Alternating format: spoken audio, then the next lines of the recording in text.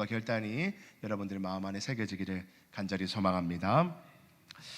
여러분, 우리 같이 예배 드리시는 우리 귀한 성도님들, 본당에서 예배하시는 분들, 또 교육관과 식당에서, 또 유튜브로 가정에서 예배하시는 모든 성도님들, 하나님께서 은혜 주시고 세임 주셔서 어렵고 힘든 시기지만 우리가 잘 이겨내어서 하나님이 주시는 다시금 큰 은혜를 누릴 수 있는 우리가 되기를 소망합니다.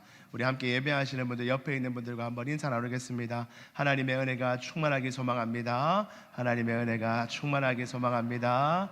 잘 오셨습니다. 환영합니다. 하나님 말씀 나눕니다.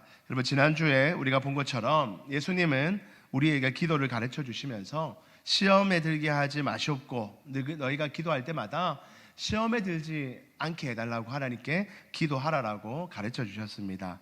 연약한 우리 인간들은 언제나 시험에 들 수 있는 아주 연약한 존재임을 우리 주님이 알고 계셨기 때문에 시험에 들지 않도록 너희가 스스로 경계하지만 하나님께 늘 기도하라 말씀하셨죠. 그런데 오늘 말씀을 다시 보면 시험에 들게 하지 마시옵고 바로 앞에 우리를 이라는 주어가 딱 붙어 있습니다. 다시 한번 말씀을 보시면 우리가 시험에 들지 않도록, 우리를 시험에 들지 않도록 해달라는 그 우리를 이라는 표현이 들어 있습니다. 그러면 다시 말하면 우리가 시험에 들지 않도록, 내가 시험에 안 드는 것도 맞지만 우리가, 내뿐만 아니라 우리가 시험에 들지 않도록 늘 기도하라라고 우리 주님께서 우리에게 말씀하신 겁니다.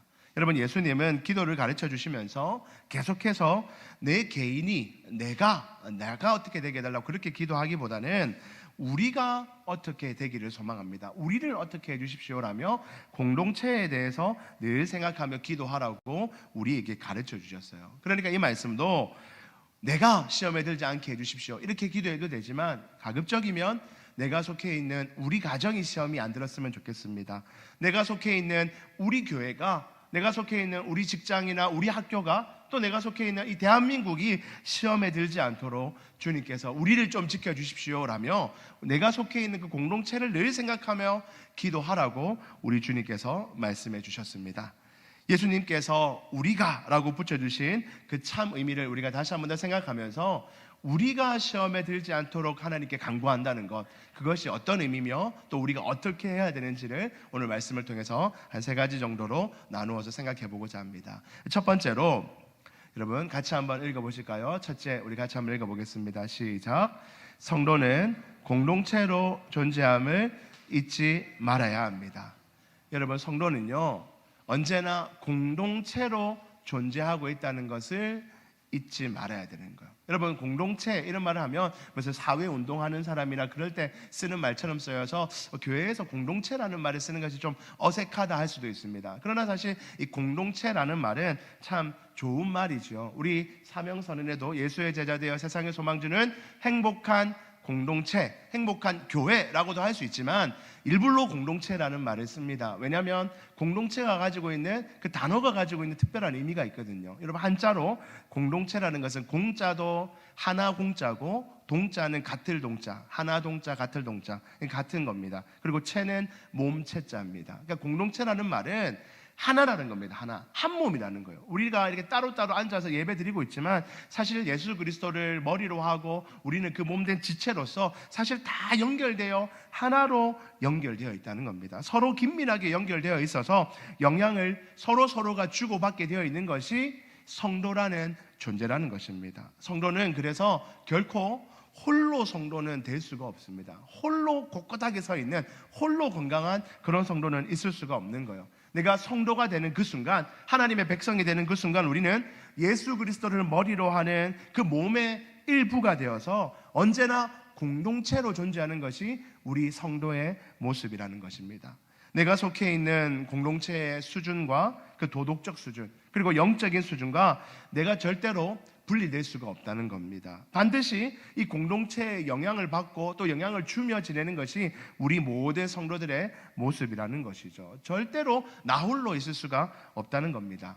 내가 속해 있는 가정, 내가 속해 있는 직장이나 학교, 또 내가 속해 있는 사회가 도덕적으로 영적으로 타락하고 악한 길을 막 가는데, 그리고 내가 그 안에 같이 살아가고 있는데 나는 그들과 상관없이 저들은 막 악한 길로 가고 더러운 삶을 사는데 내 혼자 꼿꼿하게 올곧게 바른 길로 간다? 그거 있을 수가 없다는 거예요. 우리가 속해 있는 그곳에 우리는 당연히 영향을 받으며 살아간다는 겁니다. 우리는 반드시 그 공동체 안에서 영향을 받고 그 영향 안에서 살 수밖에 없기 때문에 나에게만 관심을 가질 것이 아니라 공동체에 관심을 가져야 된다는 거예요. 여러분, 구약에 보면요, 소돔 땅에 살고 있던 아브라함의 조카 롯 이야기를 아실 겁니다. 롯이 살고 있던 땅, 소돔 땅은요, 하나님 보시기에 너무나 타락한 도시였어요. 그 소돔 땅은요, 성적으로도 너무나 타락하였고 동성애도 만연해 있었으며, 그 성적인 문제뿐만 아니라 권력이 작용하는 곳이어서 힘 있는 자가 힘 없는 자의 것을 뭐든지 다 착취하는, 재물이나 성이나 모든 것을 다 착취해버리는 곳이 그 소돔이라는 악한 땅이었습니다. 롯은 소돔 땅에 오랫동안 살면서 삼촌 아브라함으로부터 전수받은 그 믿음을 완전히 다 잃어버리지는 않았어요. 소돔 땅에 살기는 살았지만 그래도 아브라함으로부터 배운 그 하나님에 대한 신앙, 여호와 하나님에 대한 신앙을 완전히 다 없어지지는 않았던 것입니다. 조금 간직하고 있었어요. 그래서 롯의 집에 나그네들이 찾아왔을 때 이 나그네들이 이 도시에서 험한 일을 당할까봐, 피해를 보게 될까봐 나그네를 가정으로 들여서 환대합니다. 먹을 것도 주고 그들을 지켜주기로 하죠. 그리고 그들에게 이 도시가 험하니까 당신들 내일 새벽 일찍 되면 떠나십시오. 우리 집에서 하룻밤만 자고 떠나십시오라고 그렇게 권면하며 그들을 지켜줍니다. 소돔 사람들이 이 소식을 알고 롯의 집에 찾아서 문을 막 두드리며 그 사람들 내놔라, 우리가 그들을 강간하겠다며 그들을 내놓으라고 막 소리칠 때 롯이 안 된다, 내가 집에 들어온 사람 내가 지키겠다 하며 믿음의 사람으로서 본의 모습을 보여줍니다. 그런데 여러분, 문제는요, 그 본문을 다시금 쭉 보면 롯이 자기 집에 문을 두드리는 그 악한 사람들에게 제안하는 게 뭐냐면, 내 집에 들어온 나그네는 내가 꼭 지켜야 되니 당신들이 그렇게 뭔가가 얻기를 원하면 우리 집에 딸 둘이가 있다, 결혼 안 한 딸 둘이가 있는데 내 딸 둘이를 내줄 테니 밤새도록 너희 알아서 해라, 강간을 하든 무엇을 하든 마음대로 너희들 해라, 내 딸 내줄게, 이렇게 자기 딸을 내어준다 합니다.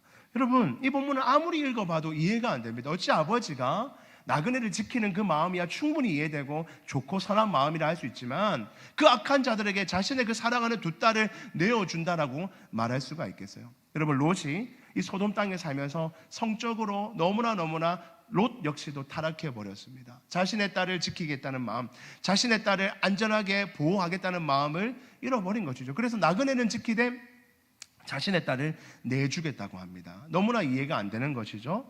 여러분, 거기다가 이 딸들 역시도 참으로 어리석습니다. 하나님의 은혜로 결국 나그네와 딸들 다 지킵니다. 그래서 소돔 땅은 멸망하고 이 롯과 두 딸만 도망하여서 구란으로 피신합니다.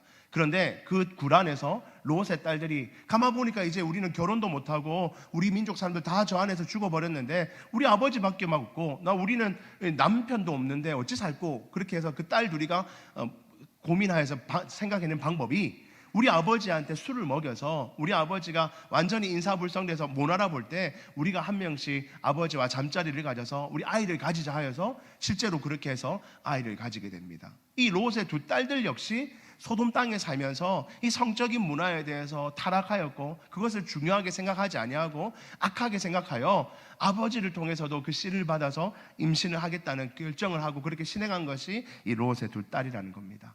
여러분, 무슨 얘기를 하는 겁니까? 롯과 두 딸들, 믿음이 없지는 않았습니다.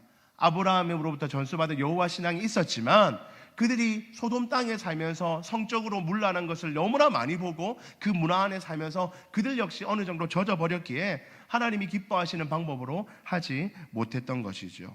여러분, 인간은요, 이렇게 자신이 살고 있는 그 문화와 질서에 물들어서 살아가는 것이 우리 인간의 연약함이라는 겁니다. 여러분, 이 사회 전체가 근검전략하면서 검소하게 사는 것이 다 아름다운 문화라면요, 여기 저와 여러분들도 전부 다 아끼고 검소하게 사는 것이 참으로 아름다운 모습으로 비춰지겠지만 온 사회가 다 낭비를 하고 막 과시를 하고 그런 문화 안에 살면요, 내가 물질을 좀 아끼고 아껴 쓰고 이런 것들이 오히려 빈티나게 보이고 사람들에게 손가락질 받을까봐 거기서 나도 그 사람들처럼 좀 뭐 과시하고 싶고 과소비하고 있는 것이 우리의 모습이죠. 여러분, 사회 전체가 탈세하지 아니하고 정직한 분위기 속에서 훨씬 더 정직하게 살아가면 우리도 거기에 덩달아서 같이 정직하게 살기가 쉽습니다. 그런데 모든 사람들이 다 밥 먹듯이 거짓말하는 사회, 온 학생들이 전부 다 컨닝을 하고 불법적인 방법으로 성적을 내는 사회, 그리고 불법 복제하고 남의 논문을 표절하고 남의 것들을 뺏으려 하고, 이런 문화 안에 살다 보면요, 우리 역시 그 안에 살다 보면 그리스도인이지만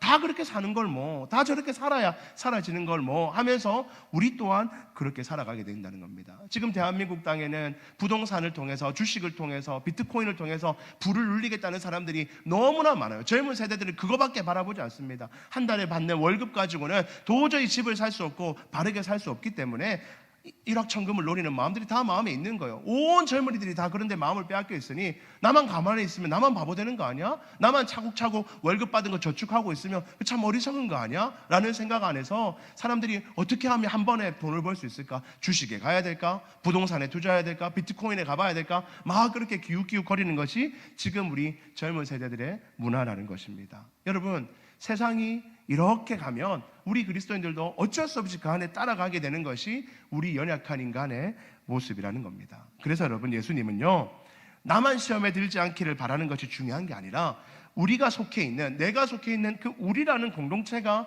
시험에 들지 않는 것이 중요하다라고 우리에게 가르쳐 주시는 것입니다. 공동체의 건강이 곧 나의 건강의 수준이고, 공동체의 영적인 수준과 도덕적 수준이 곧 나의 수준이 될 수 있기에 내 혼자 꼿꼿하게 바르게 사는 것도 중요하지만 그것보다 또 중요한 것이 네가 속해 있는 그 공동체가 바른 길로 가는 것이 너희에게 참으로 중요하기에 너희 공동체를 위해서 기도하라라고 우리 주님께서 말씀하고 계신 것입니다.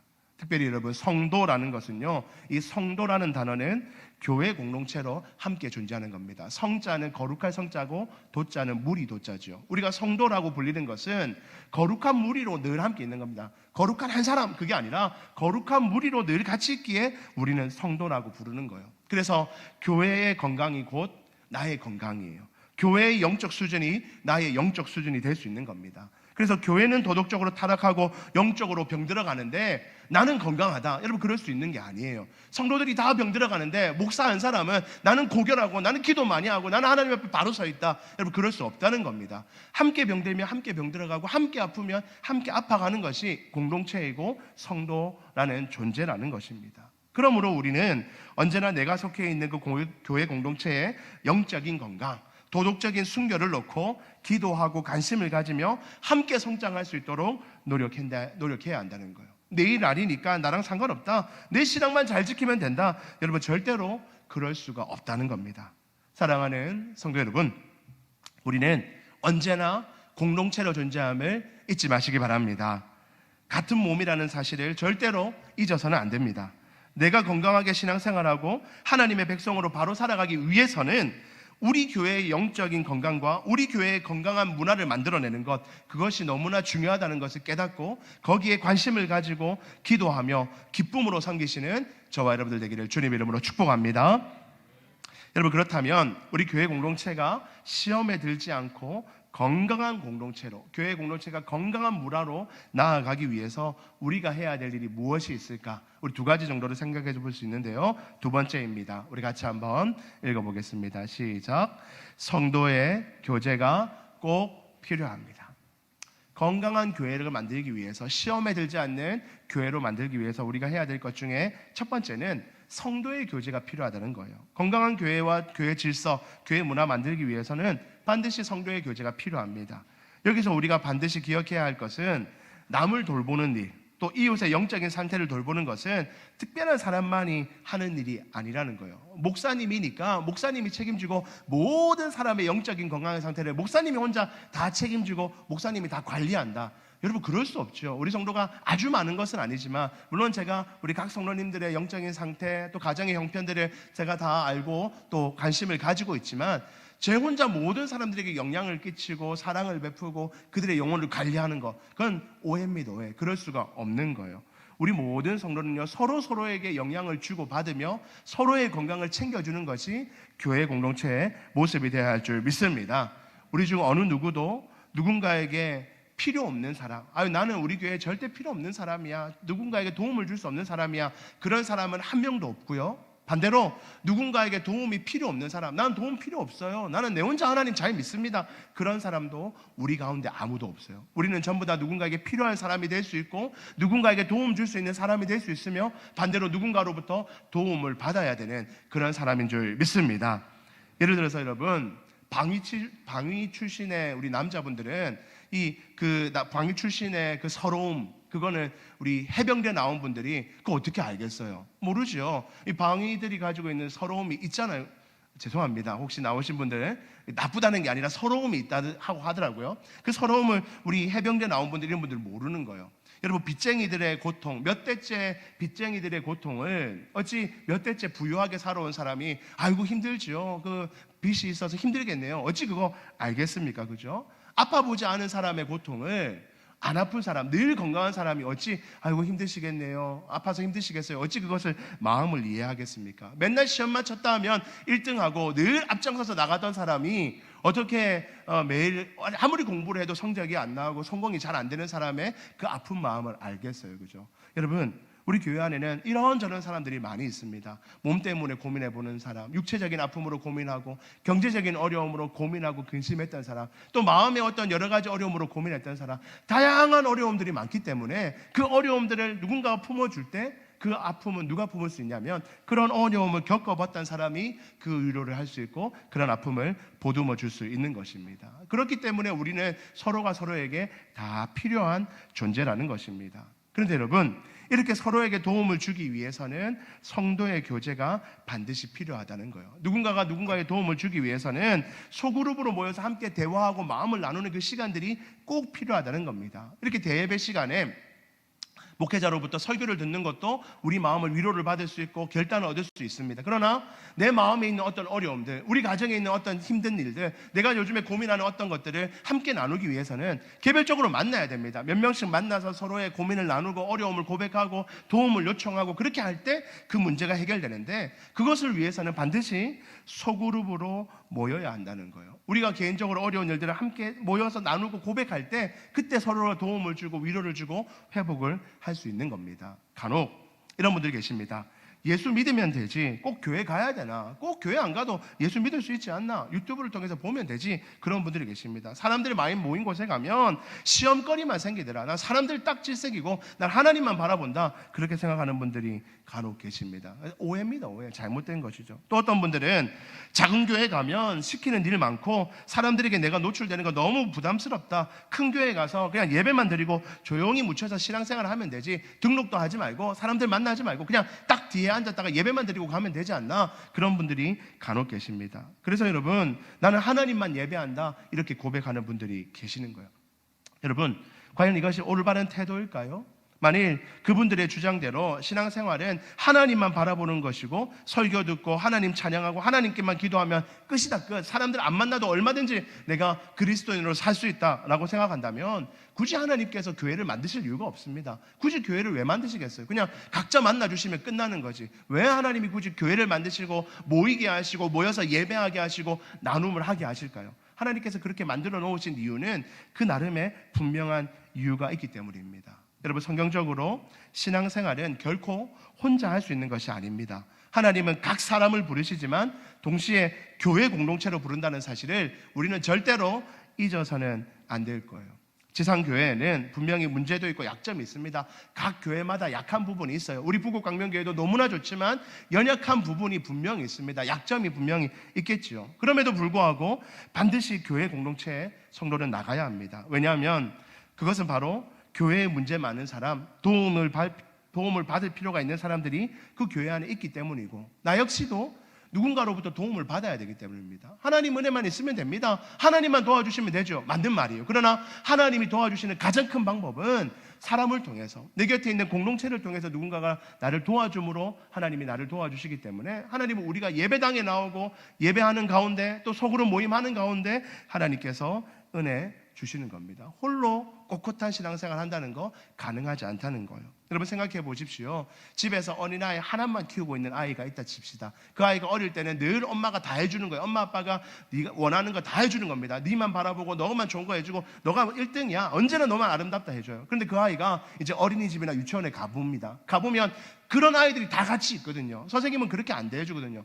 애가 원하는 걸 다 안 해줍니다. 이 애가 원하는 게 있고 얘가 원하는 거 있으면 거기 다 조율해가지고 네가 이번에는 양보해라, 이번엔 네가 뒤에 서라, 이번엔 네가 좀 참아라, 이렇게 하면서 그 아이가 변하는 겁니다. 배우는 거예요. 그 아이 입장에서는 시험이죠. 왜 내가 어린이집 와서 우리 집에 있으면 내 마음대로 다 했을 텐데 왜 이 사람들 아이들 만나가지고 내가 왜 양보해야 돼? 내가 왜 희생해야 돼? 내가 왜 참아야 돼? 그런 것들을 어린이집에서 배우는 거 아닙니까? 동일하게 성도도 마찬가지입니다. 혼자 신앙생활하면 마음 편하죠. 하나님 은혜 주신다 생각하고 하면 됩니다. 그러나 성도는 그렇게 잘하지 않거든요. 하나님은 네가 예배하는 것도 중요하지만 함께 모여서 너의 연약함을 고백하게 되고 너의 필요한 것들을 서로 나누게 되고 때로는 희생하고 참아보기도 하고 때로는 양보해보기도 하고 때로는 시험에 들어보기도 하면서 그러면서 너의 인격이 자랄 수 있도록 너의 신앙이 자랄 수 있도록 만들어 가시는 것이 우리 하나님의 질서인 것입니다. 그러므로 사랑하는 성도 여러분, 대예배에 나오는 것처럼 우리의 소그룹에도 열심을 내시는 저와 여러분들 되기를 주님 이름으로 축복합니다. 함께 만나는 사람이 있어야 되는 거예요. 신앙을 고백하는 사람이 필요합니다. 우리 교회 안에 셀 모임도 있고 전도회 모임도 있고 또 섬기는 모임, 뭐 찬양대, 교사 이렇게 모임들이 있죠. 그런 모임에 여러분들 열심히 나가시고 적극적으로 나가셔서 그 안에서 성도의 교제를 깊이 누리시는 저와 여러분들 되기를 주님 이름으로 축복합니다. 그런데 여러분 여기서 또 좀 중요한 것이 목사님 나가보니까요 자꾸 시험 들던데요. 나가보니까요 내 마음에 안 드는 사람 때문에 자꾸 마음에 상처가 입혀지던데요. 목사님 어떻게 합니까? 안 나가는 게 더 안 낫겠습니까? 그런 분들이 있죠. 저도 있어요. 저도 그럴 때가 있거든요. 그래서 성도의 교제를 할 때 원칙이 있습니다. 이 원칙에 따라서 사실 성도의 교제를 해야 그나마 우리가 시험에 들지 않아요. 우리 세 가지 정도로 우리 한번 살펴볼 텐데요. 첫 번째로 성도의 교제 시 원칙입니다. 같이 한번 읽어봅시다. 시작. 영적인 교제가 되어야 합니다. 여러분 성도의 교제는요 영적인 교제가 되어야 돼요. 영적인 교제. 이 영적인 교제가 아니라 사적으로 농담하고 자기 자랑하고 자기 생각 펼쳐놓고 끝내서는 절대로 성도의 교제가 되지 않습니다. 여러분 젊을 때 청년 때 저도 돌아보면 막 교회 친구들하고 운동도 하러 다니고 놀러도 다니고 막 뭐 온갖 거를 다 했어요. 같이 즐겁게 놀았죠. 그런데 그 안에 영적인 교제가 없어요. 참된 기쁨의 교제가 없을 때는 오래 안 가더라고요. 상처 입으니까 금방 깨어져 버리더라고요. 여러분 성도의 교제는 반드시 영적인 교제가 되어야 됩니다. 그런데 여기서 영적인 교제라는 것은요 무조건 성경 공부하고 기도하고 말씀 나눔하고 여러분 그것만 영적인 교제가 아닙니다. 영적인 교제라는 것은요 우리가 모여서 스포츠도 할 수 있습니다. 우리 남전도들끼리 모여서 족구도 찰 수 있고 밥도 먹으러 갈 수 있죠. 또 여전도 애들 모여서 등산도 가고 꽃구경도 갈 수 있습니다. 그런 것도 다 교제할 수 있는 거예요. 세상 얘기들도 얼마든지 나눌 수 있고 때로는 꼭 필요하다면 정치적인 얘기도 할 수 있고 경제 얘기도 할 수 있는 거예요. 성도가 모이면 그런 얘기 할 수 있죠. 그런데 중요한 것은요 이 영적인 교제라는 것은 어떤 것을 하든지 간에 지금 이 모임 안에 우리만 있는 게 아니라 우리 예수님도 함께 하신다는 것. 지금 너와 내가 만나는 이 몇 명이 모여있는 이 짧은 모임 같지만 사실은 이 공간에 우리 주님이 함께하고 계시며 듣고 계시고 다 보살피고 계신다는 것을 의식하며 하는 것, 그것이 영적인 교제인 줄 믿습니다. 마태복음 18장 20절에 보니까 이런 말씀이 있죠. 두세 사람이 내 이름으로 모인 곳에는 누가 있다고요? 나도 그들 중에 있느니라. 나가 누굴까요? 우리 예수님이에요. 두세 사람이 성도가 함께 모여있는 그곳에 우리 주님이 계시는 거예요. 주님이 나와 함께하고 계신다. 주님이 나와 함께하고 계신다는 것을 늘 생각하면서 모임을 가지는 거예요. 여러분 축구를 차더라도요. 저도 이 목회자 축구 부산에 있을 때는 많이 했는데요. 목회자 축구 하면 거룩하게 지나가십시오. 먼저 차십시오. 이렇게 할까요? 아닙니다. 옆에 오면 막 어깨로 치고 나이 많은 목사님에게도 젊은 목사님들이 가서 막 축구니까 하면서 막 치고 이렇게 해요. 근데 여러분 성도의 교제가 되려면요 축구가 목적이 아니잖아요. 이기는 게 목적이 아니라 지금 이곳에 누가 계시다고요? 주님이 계시기 때문에 우리 예수님 계시기 때문에 행동을 하나 하더라도 말 한마디 하더라도 조심하는 거예요. 주님이 들으시고 계신데 거짓말할 수 없고 내 자랑할 수 없고 사람 상처 줄 수 없는 것을 알기 때문에 조심하여 그 모임을 가지는 겁니다. 밥을 먹더라도 등산을 가더라도 무엇을 하더라도 주님이 이곳 가운데 함께 계신다는 사실을 의식하면서 서로 배려하고 양보하고 서로 인정해주며 그렇게 하는 모임, 그것이 영적인 모임인 줄 믿습니다. 우리 교회 안에 모든 모임이 영적인 모임 될 수 있기를 주님 이름으로 축복합니다. 두 번째로 성도의 교제시 두 번째는 같이 한번 읽어보겠습니다. 시작. 다른 사람을 인정하고 배려해야 합니다. 성도의 교제 원칙 두 번째는 다른 사람을 늘 인정하고 배려하는 모임이 되어야 된다는 겁니다. 빌립보서 2장 3절에 보니까 아무 일에든지 다툼이나 허영으로 하지 말고 오직 겸손한 마음으로 각각 자기보다 남을 어떻게 하라고요? 낮게 여기라. 함께 모여있는 그 사람을 바라보며 언제나 당신이 나보다 더 위대한 사람입니다. 당신이 정말 나보다 더 귀중한 사람입니다. 복된 사람입니다. 나보다 남을 더 낮게 여기는 그런 표현들이 여러분 성도의 모임 안에 있어야 할 것입니다. 세상 모임은 언제나 그렇죠. 내 이런 사람이야, 내 이런 잘난 놈이야, 내한테 고개 숙여, 내 말 들어, 내가 옳으니까 내 말 다 들어. 세상 모임은 다 그래요. 그러나 그리스도인의 모임은 그러면 안 됩니다. 내가 분명히 옳은 거라고 알아도, 내가 분명히 옳다고 여겨도 당신의 말을 듣겠습니다. 아유, 당신이 참 그렇게 주장하시니 제가 한번 따라가지요. 이렇게 성도의 교제는 언제나 상대방을 인정하고 상대방을 배려하며 나보다 남을 낮게 여기는 그런 모임, 그런 표현들이 넘치는 여러분들 모임 되기를 주님 이름으로 축복합니다. 세 번째 원칙입니다. 같이 한번 읽어보겠습니다. 시작. 서로의 회복과 성장을 목표해야 합니다.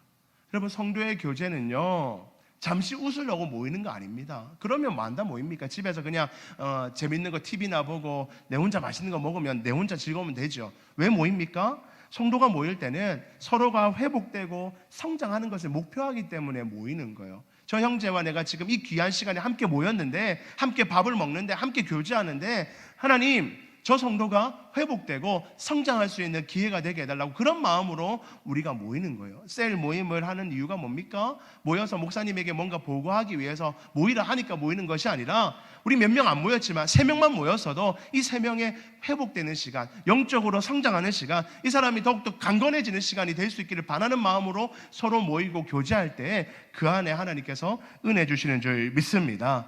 히브리서 12장 12절 13절에 보니까 그러므로 피곤한 손과 연약한 무릎을 일으켜 세우고, 예배 이렇게 성도의 교제에 모이면요, 피곤한 무릎과 연약한 무릎이 있어요. 피곤한 손과 연약한 무릎이 있죠. 아유, 내가 여기도 아프고 저기도 아프고 이런 일도 있고 저런 일도 있고, 그런 분들이 모이게 될 겁니다. 그러면 성도가 모일 때 그를 이렇게 세우라는 겁니다. 그리고 13절, 너희 발을 위하여 곧은 길을 만들어 저는 다리로 하여금 어그러지지 않고 고침을 받게 하라. 그가 고침을 받을 수 있도록, 회복될 수 있도록 도와줘라. 그게 너희가 모이는 이유다. 이유. 그냥 먹고 놀라고 모이는 것이 아니라 그런 목적을 가지고, 목표를 가지고 모여라. 그러면 짧은 모임이지만 하나님께서 은혜 주실 거라고 우리에게 말씀하십니다. 사랑하는 성도 여러분, 여러분들의 인생에 그런 좋은 소그룹 모임들이 많아지기를 주님 이름으로 축복합니다. 그냥 잠시 모여서 세상 얘기나 하다가 그냥 잠시 웃고 떠나는 것이 아니라, 웃고 즐기더라도 하나님, 지금 이 모임 가운데 하나님 은혜 주셔서 연약한 자들 세워지고 회복되고 서로가 서로를 높여주며 주님이 함께 하신다는 사실을 기억하며 함께 성장하게 도움받는, 그렇게 쓰임받는 우리 모임 되게 해달라고 기도하며, 그런 마음으로 모이실 때마다 하나님께서 여러분들의 소그룹 모임 가운데 은혜 주시기를 주님 이름으로 축복합니다. 마지막 세 번째입니다. 우리가 시험에 들지 않게 하기 위해서, 특별히 그 우리 중에 교회가 포함되죠. 교회가 시험 들지 않기 위해서는요, 마지막이 세 번째도 참으로 중요합니다. 우리 같이 한번 읽어보겠습니다. 시작. 바른 권징이 시행되어야 합니다. 여러분, 마지막은요, 바른 권징이 시행돼야 돼요. 교회가 건강하고 교회가 시험 들지 않기 위해서는요, 바른 권징이 시행돼야 됩니다. 여러분, 개인적으로 시험 들지 않는 것도 중요하고, 그래야 해서 소그룹이 필요합니다. 공동체가 시험 들지 않기 위해서는 소그룹이 필요하죠. 공동체에 성도의 교제가 필요합니다. 그런데 문제는요, 이런 성도의 교제를 위해서 모인 교회 공동체 내에 문제가 생긴다는 거예요. 반드시 교회는 문제가 생깁니다. 그 문제가 개인의 어떤 한 사람의 문제라면 그냥 처리하면, 잘 격려하고 처리하면 되지만, 교회 전체의 영적으로 문제를 일으키고 교회 전체 건강을 해롭게 하는 일들이 간혹 일어난다는 거예요. 그럴 때 하나님은 교회가 그냥 넘어가면 안 되고 그냥 덮고 넘어갈 것이 아니라 반드시 권징이라는 절차를 치루어야 한다라고 우리에게 말씀하십니다. 여러분, 권징이라는 것이 뭐냐면요, 화면 한번 보실까요? 이 권징이라는 것은요, 영어로는 discipline인데요, 이 밑에 권면하고 징계하여 다스리는 일, 이게 권징입니다. 우리 헌법에 나와 있습니다. 우리 교회 헌법에 권징이라는 절차가 있는데요, 권자는 권면하다 할 때 권자예요. 권면하다는 것은 당신 그렇게 하면 안 됩니다, 당신 지금 자꾸 범죄하는데 그거 하면 안 됩니다, 끊으셔야 됩니다, 그거 회개하셔야 됩니다, 권면하는 거예요. 그 다음은요, 권면해서 그 다음 단계가 뭘까요? 징계하는 거예요. 그럼 말을 안 들으면, 그래도 반성하지 않고 회개하지 않고 고치지 않으면, 그러면 어쩔 수 없습니다. 교회 차원에서 목회자로서 당회가 징계한다 할 때 징계합니다. 벌을 내리는 거죠. 시벌한다, 그렇게 합니다. 권징, 그러니까 권면하고 징계하는 것이 교회 안에 있습니다. 여러분, 교회 안에 권징이 있는 이유에 대해서 우리 교회 헌법에는 이렇게 되어 있습니다. 우리 헌법에는 이렇게 되어 있는데 한번 같이 한번 읽어보실까요? 좀 어려운, 헌법에는 좀 어렵게 되어 있는데 한번 읽어보겠습니다. 시작.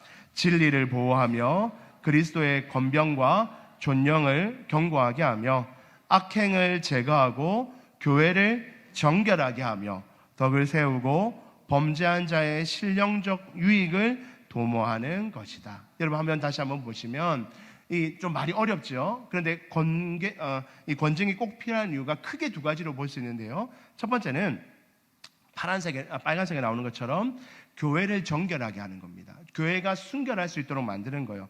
잘못된 가르침이나 관행이 교회 안으로 침투해 들어올 때 교회의 순수성을 보호하기 위해서 이것이 필요하다는 거예요. 예를 들면 제가 목회자로서 이단적인 사상을 대해서 설교를 한다거나 잘못된 교리를 여러분들에게 계속적으로 말한다면 그래도 목사님이니까 들어주고 있어야죠. 들어야죠. 여러분, 그 맞을까요? 안 맞을까요? 아니, 그러면 안 되죠. 목사님이 잘못하면 목사님 잘못했습니다, 그 성경에 그런 말 없습니다, 그 틀린 말씀인 것 같은데요 라고 저에게 지적할 수 있어야 되는 거예요. 반대로 저도 목회자로서 우리 성도님들이 우리 어떤 누군가가 여기 들어오셔가지고 예를 들면 신천지나 이렇게 이단 사상이 있는 자가 들어와서 자꾸 우리 소그룹에 가서 이단 사상을 가르치고 거기 가서 성경 공부하면 이런 것들이 있습니다, 온갖 나쁜 얘기를 할 때 목회자로서 기다려 줍시다, 알아서 고치겠죠, 이러면 될까요? 안 될까요? 그러면 안 되는 거예요. 그렇죠? 그러면 우리 성도들 전체가 다 시험에 들겠죠. 그럴 때 징계를 하는 거예요. 당신 그러면 안 됩니다, 그 잘못된 얘기입니다, 교회 성도를 시험에 들게 하지 마십시오, 당신 그러면 안 됩니다라고 교회의 순결을 지키기 위해서 이게 필요하다는 겁니다. 두 번째 이유는 파란색에 보시면 범죄한 자의 신령적 유익을 도모한다. 이것은 범죄한 자, 그 잘못한 자가 회복할 수 있도록 돕기 위해서 벌을 내리는 거예요. 부모가 자녀가 잘못할 때 그냥 그만 기다려주지 않습니다. 한두 번은 기다려주지만 정말 잘못했을 때는 그 원칙에 따라서 벌을 내리죠. 용돈을 깎는다든지 뭐를 금지시킨다든지 그렇게 부모가 합니다. 그 하는 목적이 자녀가 바른 길로 오게 하기 위한 거죠. 교회도 마찬가지입니다. 교회도 그러한 일들을 해야 하는 거예요. 그래서 교회는요, 사실 우리 개혁교회는 이 권징이 없으면 교회가 아니다라고 종교개혁자들은 말합니다. 권징이 없는 교회는 교회라 말할 수 없다라고 분명히 말하죠. 그런데 지금 우리 한국 교회들이나 지금 대부분의 교회들은 권징의 절차가 많이 사라졌습니다. 많은 교회들이 성도 잃을까봐 성도들도 이 교회 아니면 교회가 없나, 세고 센 게 교회인데 이 교회에서 나가라면 딴 교회 가서 하면 되지 하고 나가버리기 때문에, 그래서 권징의 절차가 많이 사라진 것이 안타까운 일입니다. 그러나 사실 교회는 권징의 절차가 반드시 있어야 되는 거예요. 그 한 일에 대해서 때로는 목회자가, 때로는 장로님들이 가서 권면하기도 하고, 때로는 정말 권면해서도 안 되는 일에 대해서는 징계하기도 하면서 교회의 건강을 지키고 성도들의 시험에 들지 않도록 만들어가는 것, 그것이 교회의 질서가 되어야 된다는 것입니다. 여러분, 이것이 교회에 있을 때 교회는 시험에 들지 않는 거예요. 그런데 그렇다 할지라도 마지막으로 이 권징을 할 때라도 우리 교회가 원칙과 질서 안에서 해야지 아무렇게나 하면 안 되는데, 마지막으로 우리 바른 권징의 원칙들에 대해서만 한 3가지 정도로 말씀을 나누고자 합니다. 첫 번째로 바른 권징을 위해서는 이렇게 시행되어야 됩니다. 우리 같이 한번 읽어보겠습니다. 교회나 목사의 권위를 세우기 위해서 시행되어서는 안 됩니다. 여러분, 권징을 하기는 하되 목사가 내 마음에 안 든다고 내 말에 토를 다네, 내 말을 안 따르네, 그러니까 내가 권징한다, 여러분, 이래서는 안 되는 거예요. 성도를 길들이기 위해서, 위계 질서를 잡기 위해서 권징을 사용하는 것, 그것은 하나님이 기뻐하시는 권징이 아닙니다. 그래서는 절대로 안 되는 것이죠. 두 번째, 권징의 원칙 두 번째는 권징 이전에, 두 번째 화면 보여주시기 바랍니다. 권징 이전에 진심 어린 사랑의 권면이 먼저 이루어져야 됩니다. 권징을 하기 이전에, 어떤 징계를 내리기 이전에 먼저 사랑의 권면을 하는 것이 먼저가 되어야 됩니다. 마태복음 18장 15절 16절에 보면요, 이런 말씀이 있죠. 내 형제가 죄를 범하거든 가서 너와 그 사람과만 상대하여 권고하라. 만일 들으면 네가 그 형제를 얻을 것이요. 먼저 누군가가 잘못하였습니다. 큰 죄를 저질렀어요. 그럴 때 바로 권징합니다. 징계 내립니다. 그럴 것이 아니라 먼저 목사든지 또는 장로든지 집사든지 누가 찾아가서 권면하는 겁니다. 당신 그거 하면 안 됩니다. 당신 그거 끊으셔야 됩니다. 그러시면 큰 범죄입니다. 우리 하나님께 돌아옵시다 하며 가서 따뜻하게 사랑으로 권면하는 것이 먼저입니다. 16절에 보면 그런데 만일 듣지 않거든, 그렇게 가서 따뜻하게 권면했는데 만일 듣지 않으면 한두 사람을 데리고 가서 두세 증인의 입으로 말마다 확증하게 하라. 두세 명이 같이 가서, 이번에는 한 명이 가서 말해서 안 들으면 두세 명이 같이 가서 당신 우리 그러면 안 됩니다. 형제님 자매님 그러면 안 돼요. 돌아서야 됩니다 라고 그렇게 두세 명이 가서 권면해보라 합니다. 그렇게 했는데도 안 돌아올 때 그때 교회가 권징을 행할 수 있는 것이죠. 여러분, 우리는 누군가를 심판하기 위해서 하는 게 아닙니다. 누군가를 쫓아내기 위해서 하는 것이 아니라 교회의 권징이 있는 이유는 그를 회복시키기 위해서, 그를 돌이키게 하기 위해서, 그가 다시금 건강한 신앙생활을 할 수 있게 하기 위해서 하는 것이지 누구 쫓아내려고 하는 것이 아니기 때문에 누군가가 잘못했을 때 그런 권징이 반드시 필요하다는 것입니다. 소망하기는 사랑하는 성도 여러분, 저는 아직 젊은 목사이고 때로는 우리 여러분들의 성도님들의 삶을 보고 또 신앙생활을 볼 때 때로는 권면해야 될 때가 있다는 것을 저도 느낍니다. 그럴 때마다 망설여집니다. 괜히 내가 가서 이렇게 차갑게 말하고 직설적으로 말해서 우리 성도님들이 시험 받지는 않을까? 상처되지는 않을까?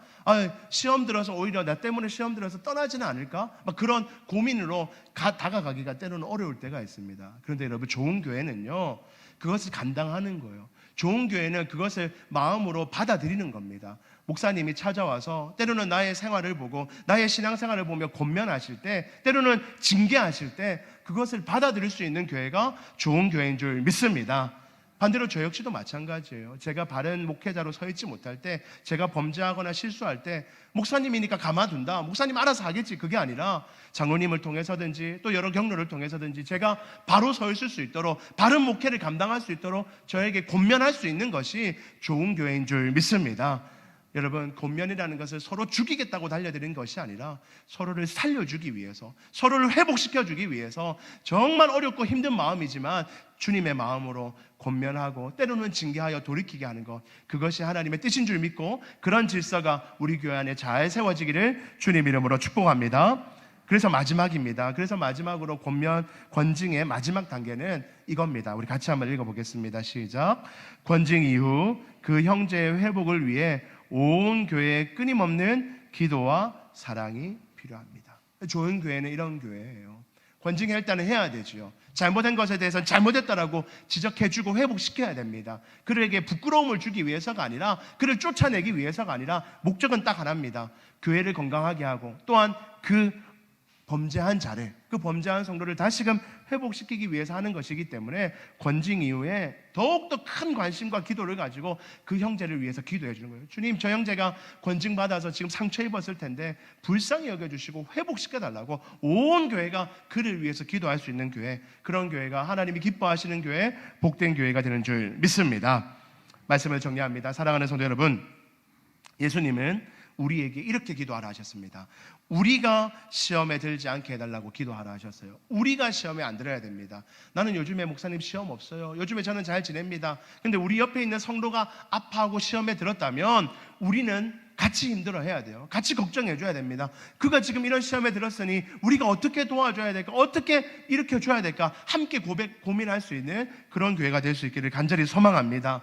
내가 언젠가 시험에 들 수 있고, 내가 언젠가 넘어질 수 있는데, 내가 넘어졌을 때 나를 일으켜줄 사람도 결국 우리 성도고 나와 함께하는 우리 공동체라는 사실을 기억하며 여러분들이 평안할 때, 여러분들이 강건할 때 내 주변에 있는 성도들을 위해서 더욱더 기도하시고 그들이 일어설 수 있도록, 시험에서 승리할 수 있도록 여러분들 더 많이 격려하고 섬겨주고 기도해 줄 수 있는, 사랑을 나눌 수 있는 그런 성도들 되어서 우리 교회도 반드시 시험 드는 자가 나올 텐데 그때마다 서로 격려함으로 이겨내고 그 시험을 이겨내어 점점 더 건강해지는 그런 아름다운 공동체, 아름다운 교회 될 수 있기를 주님 이름으로 축복합니다.